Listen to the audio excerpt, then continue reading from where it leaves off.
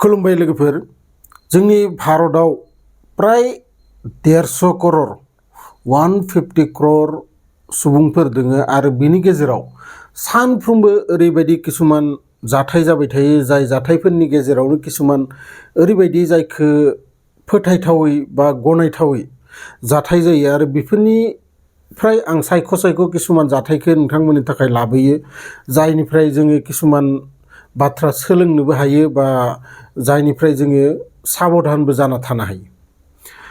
थांनाय 31 जुलाइ 2026 दिनै सानब्रैल' जाबाय आरो बे सानब्रै सिगां ओरैबायदि मोनसे जाथायनि खुलासा जादों जायखौ नोंथाङा फोथायनो तान मोनगोन आरो बे जाथाया ओरैबायदि जाहैयो सासे बिमा आरो साथाम फिसाला फिसाजो माने सानै फिसाजो आरो सासे फिसाला बिमा बिफा सानैबो खाथियाव गंसे आयुर्वेदिक मुलिनि फेक्ट्रि दोङो आरो बै मुलिनि फेक्ट्रियाव खामानि मावो आरो फुङाव बे बिमाया जाहै लोंहै फिसाजो गेदेरखौ जायनि बैसोआ मात्र 10 बोसोरल' आरो बे गथ'खौ बियो स्कुलाव दोनहैयो क्लास 5आव फरायबायदोंमोन। गथ'खौ स्कुलाव दोननानै गावनि डिउटियाव थाङो बै खाथिनि जि आयुर्वेदिक मेडिसिननि मोनसे फेक्ट्रि दंमोन बै फेक्ट्रियाव थाङो आरो दसे उनाव मास्टरा फन हरो बै बिमानो जे नोंथांनि फिसाजोआ उदै सादोनो बाराद्राय आरो थानो हायाखै नोंथाङा गोख्रैनो स्कुलाव फै आरो बिदिनो बिमाया स्कुलाव थांनानै फिसाजोखौ हस्पिटालाव लाना थाङो मास्टराबो सानै थांफायो थांफानानै हस्पिटालाव जि बाथ्राया खुलासा जायो बेखौ नोंथाङा आंहा जेब्लाबो सानस'नो हाया। बे 10 बोसोर बैसोनि सासे गथ'आ उदैयाव गथ' सासे दोङो अर्थात प्रेगनेन्ट जादों बियो। दा गथ'नाव मास्टरफोराबो सोंबाय डाक्टराबो सोंबाय बिमायाबो सोंबाय खोन्थाया आरो बहुद समाव बेफोरबायदि सोंबाय थानायाव बे गथ'आ रावजोंबो रायलायागारा थाबाय बे रावजोंबो रायलायलानो बिमा जाथो बिफा जाथो जाय सोंबाबो जेबो रायलायला। दा मा खालामनो बेफोरबायदि समाव बिनि उनाव गासै जाय बे रुमाव दंमोन गासैखौबो बाहेरायाव थिनहरजोबनानै बिमाया खोब अननानै आरो नरमै बै गथ'नाव सोंनायसै जे एक्सुवेलि घटनाया मा जामारदो सोर नोंजों बेफोरबायदि खामानि मावदों आंनो खोन्था। अब्ला बे फिसाजोआ गाबै बिमाखौ हमख्रबनानै बियो खोन्थायो 2025 नि नभेम्बर मासमोन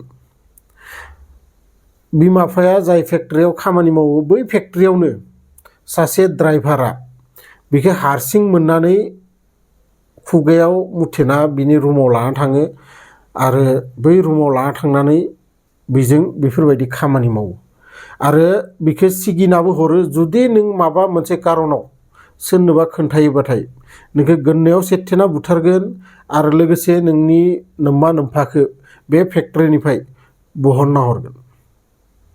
बेफोरबायदि सिगिनायनि उनाव सासे इमान उन्दै गथ'आ मा बुंबावगोन आरो बिदिनो बै 2025 नि नभेम्बरनिफ्रायनो बियो बै गथ'जों जेब्लानो सुबिदा मोनो बेफोरबायदि खामानि मावबाय थानायसै। नाथाय दाख्लैबावै 31 जुलाइ खालि बे बाथ्राया खुलायै फैदो लोगो पुलिस थानायाव थांनानै बिमा बिफाया जनायहैयो जे ओरै थोरै बाथ्रा आरो पुलिसाबो केसखौ सेन्सिटिभ नुनानै लोगो बै मानसिखौ एरेस्टबो खालामो। दा बाथ्राया जाहैबाय जाय दाय मावग्रा बिथ' दाय मावलांबाय जाय भुगिनांग्रा बिथ' भुगिनांसिगोनानो खिन्थु बिनि गेजेराव किसुमान फिसा बाथ्रा जोङो गोसोआव लाखिनाया मोजां। आं अराय सम भिडिअफोराव नोंथांमोनखौ बुंबाय थायो जे जायफोरनाव न'खराव उन्दै फिसाजो दोङोना बियो खोब साबधान थानाया मोजां आरो गथ'फोरखौ माबोरै बेबहार खालामनांगो मा सोलोंहोनांगो बेफोरखौ गासिबो सोलोंहोनाया मोजां।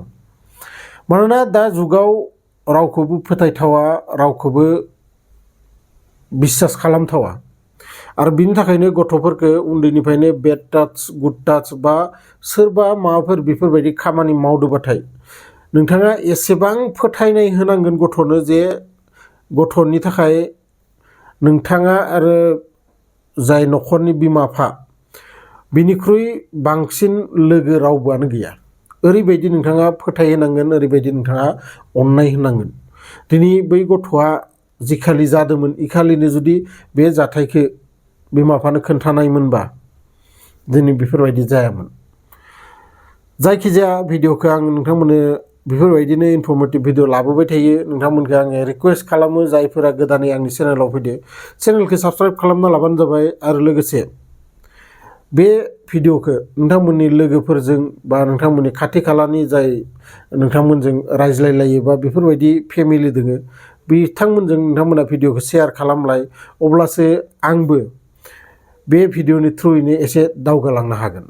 लोगो मोनगोन बेफोरबायदिनो मोनसे इनफरमेटिभ भिडिअ लानानै नेक्स्ट भिडिअआव। अब्लासिम गोजोन्थों।